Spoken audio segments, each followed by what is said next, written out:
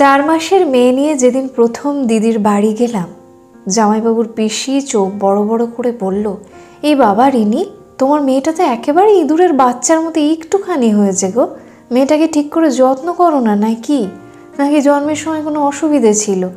ভালো ডাক্তার দেখিয়েছ? তারপর মেয়ের যখন 6 মাস, ওর প্রসাদ খাওয়ানোর দিন আমার বড় মাইমা বলল, এই রিনি, মেয়েকে তেল মাখানোর সময় নাকটা টেনে তুলে দিস না, না একেবারে খেঁদা হয়েছে রে। মেয়ে মানুষ তো, একটু চোখ নাক ভালো না হলে দেখতে ভালো লাগে? কথাগুলো শুধু আমাকে নয়, প্রত্যেক মাকেই কম বেশি শুনতে হয়। কিন্তু কেন? যারা বলেন সবাই তো মা, তারা বোঝেন না একজন মায়ের কাছে তার সন্তান কতটা যত্নের, কতটা মূল্যবান। সে হোক রোগা, স্বাস্থ্যবান, কালো, ফর্সা, ফুটফুটে, কুচকুচে, ছেলে মেয়ে যাই হোক না কেন, মায়ের কাছে সন্তান সব সময় সুন্দর। তবে এই ঘটনাগুলো আমাকে আহত করলেও একেবারে অবাক করেনি, কারণ এর চেয়ে অনেক বেশি অবাক হয়েছিলাম যখন হসপিটালের বেডে এক কোনায় বসে আমার এক দূর সম্পর্কে আত্মীয়া বলেছিলেন, ও বৌমা, এত কিছু বাড়ির থেকে টেনে এনেছো, এগুলো কিন্তু কিছুই বাড়িতে উঠবে না, নতুন পুরনো যাই হোক না কেন এইসব কিছু খেলে দিতে হবে, কারণ হাসপাতালের ছোঁয়া জিনিস অসুচি, ও ঘরে তোলা যায় না। উত্তরে আমার মা বলেছিলেন, কে অসুচি, কিসের অসুচি? আমি সব মানি না দিদি, আসলে এগুলো নতুন কাপড় তো, আমি কেচে গঙ্গা জল দিয়ে তুলে নেব। সঙ্গে সঙ্গে আমার খুড়তুতো শাশুড়ি বলেছিলেন, না না, বাড়িতে তোলা যাবে না, আর এই জলের বোতলটা কোথায় নিয়ে যাচ্ছেন, কই দেখি, বলে আমার মায়ের হাত থেকে কেড়ে নিয়ে এসব এখানে ফেলে রেখে যান বলে ডাস্টবিনে ফেলে দিলেন। আমি আমার সন্তানকে নিয়ে তখনও বাড়ি ফিরতে পারিনি, তখনও সি সেকশনের যন্ত্রণায় কাতরাচ্ছি। আমার ছোট্ট মেয়েটা মাঝে মাঝেই কেঁদে উঠছে। আমি নিজের থেকে আমার সন্তানকে নিয়ে যখন বেশি চিন্তিত, সেখানে একদল আত্মীয় আমার মাকে সামান্য কারণে অপমান করলেন। কি বলবো, কি করব বুঝে উঠতে পারিনি, কারণ তখন তর্ক করার মতো শরীরের অবস্থা কিন্তু আমার ছিল না। হসপিটাল তখন আমাকে ডিসচার্জ করেনি। আমি রেডি হয়ে সবে সকালের খাবারটা খাবো বলে বিছানায় এসেছি। জেঠিমা এসে বলে, ইস, মেয়েটার পেটটা একেবারে পড়ে আছে, তুই মা হয়ে বুঝিস না নাকি মেয়ের খিদে পেয়েছে, আগে ওকে খাওয়া। আমি থতমত খেয়ে মেয়েকে কোলে তুলে খাওয়াতে লাগলাম। কিছুক্ষণ পর মা এসে আমার খাবারটা ওই অবস্থায় আমার মুখে একটু একটু করে তুলে দিতে লাগলে জেঠিমা বলল, খাইয়ে নিয়ে তারপর না হয় খাবে, দেখছো মেয়েটাকে খাওয়াচ্ছে। মা হেসে জেঠিমার দিকে তাকিয়ে বলল, দেখছি তো, নিজে একেবারে খালি পেটে মেয়েকে খাওয়াচ্ছে। ও তো আমার মেয়ে, আমারও মেয়ের খালি পেটে থাকলে আমার তো কষ্ট হয়। 4টে দিন সারা দিন রাত আমার মা আমার কাছে থাকলো, সদ্য বাচ্চাটার কেয়ার করলো, স্বামী দেখাশোনা করলো, তখন কিন্তু কাউকে পাশে পায়নি। আর ছুটির দিন কয়েক ঘন্টার জন্য শুধু দেখতে এসে এইসব নিয়ম কানুন, উচিত অনুচিতের বহর দেখে সত্যি আমার হাসি পাচ্ছিল। এবার একটা মেয়ের বিয়ের পর থেকে মা হওয়ার জার্নিটা কম স্ট্রাগলের নয়। 21+ আমার বিয়ে হয়েছিল, তখনও পড়াশোনা শেষ হয়নি। আমি আর আমার স্বামী দুজনেই সিদ্ধান্ত নিয়েছিলাম পড়াশোনা শেষ না করে ফ্যামিলি প্ল্যানিং করব না, বেশ দুজনে ঘুরে বেরিয়ে জীবনটাকে নিজেদের মতো করে একটু কাটাবো। কিন্তু বিয়ের বছর ঘুরতে না ঘুরতেই শুরু হলো আত্মীয় পরিজন, পাড়া পড়শিদের একটাই জিজ্ঞাসা, তাহলে নতুন খবর কবে পাচ্ছি? বিয়ের 2.5 বছরের মাথায় ননদের সাধের অনুষ্ঠানে গিয়ে এক প্রতিবেশী শাশুড়ি মাকে বলেই বসলেন, মেয়ের ঘরে তো প্রদীপ জ্বললো, এবার ছেলের ঘরে কবে শুনবো? অনেক দিন তো হলো।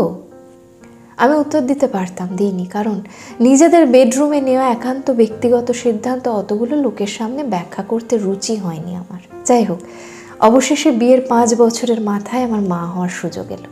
বলা ভালো, তখন আমি মায়ের দায়িত্ব পালন করার জন্য মানসিকভাবে প্রিপেয়ার হয়েছিলাম বলেই মা হতে গিয়েছিলাম।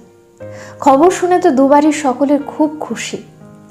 এখন মেয়ে নিয়ে সকালে উঠে জলখাবার, রান্নার, সংসারের কাজকর্ম সেরে মেয়েকে খাওয়াতে, স্নান করাতে, ঘুম পাড়াতে গিয়ে অর্ধেক দিন আমার স্নানই করা হয়ে ওঠে না।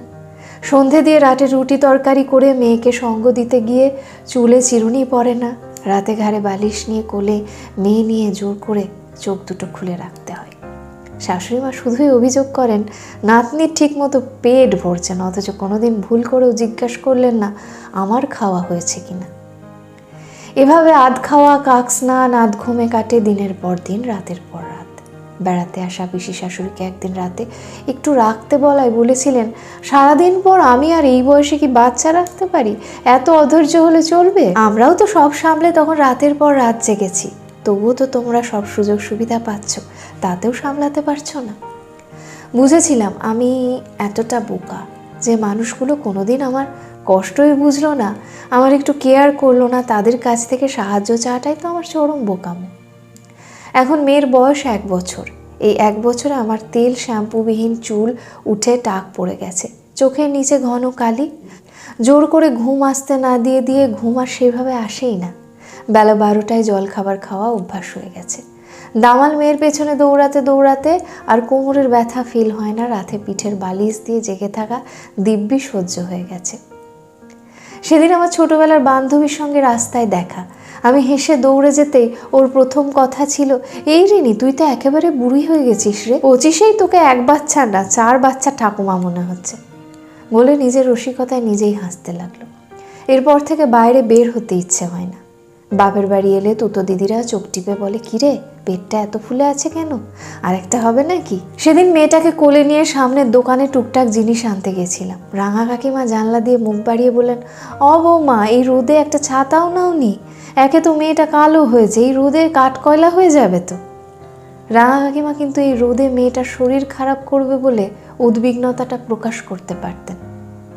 এমনকি সব জেনেও শাশুড়ি মা কাকি শাশুড়ির নতুন বউকে দেখিয়ে বলে, কি সুন্দর সেজে গুজে থাকা বউটা, আর আমাদেরটাকে দেখা একেবারে ভূতের মতো ছিঁড়ি হয়েছে। আচ্ছা এই কথাগুলো বলে আমরা কি আনন্দ পাই? একজন মানুষের সঙ্গে দেখা হলে তার ভালো মন্দ কাজকর্ম, শরীর গতিক, পরিবারের খবর, প্রেজেন্ট স্টেটাসও তো জানতে পারি।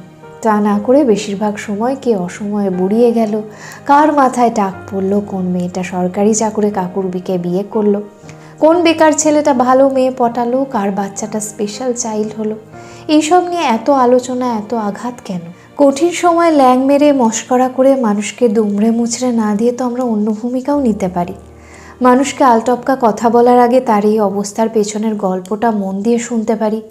স্ট্রাগল করতে করতে যে মানুষটা বুড়িয়ে যাচ্ছে, ভেতরে ভেতরে ফুরিয়ে যাচ্ছে, নিজেকে গুটিয়ে নিচ্ছে, হাঁপিয়ে উঠছে, হাল ছেড়ে দিচ্ছে, তাকে হাল ছেড়ো না বন্ধু, একদিন আবার সব ঠিক হয়ে যাবে বলে কাঁধ দুটো ধরে ঝাঁকিয়ে দিয়ে শক্ত করে দিতে পারি। হাতটা ধরে বলতে পারি পাশে আছি। খারাপ সময় দুর্বল মানুষের মানসিক জোর হয়ে থাকতে তো বেশি কিছু লাগে না, শুধু একটু বিবেক আর মনুষ্যত্ব ছাড়া, তাই না?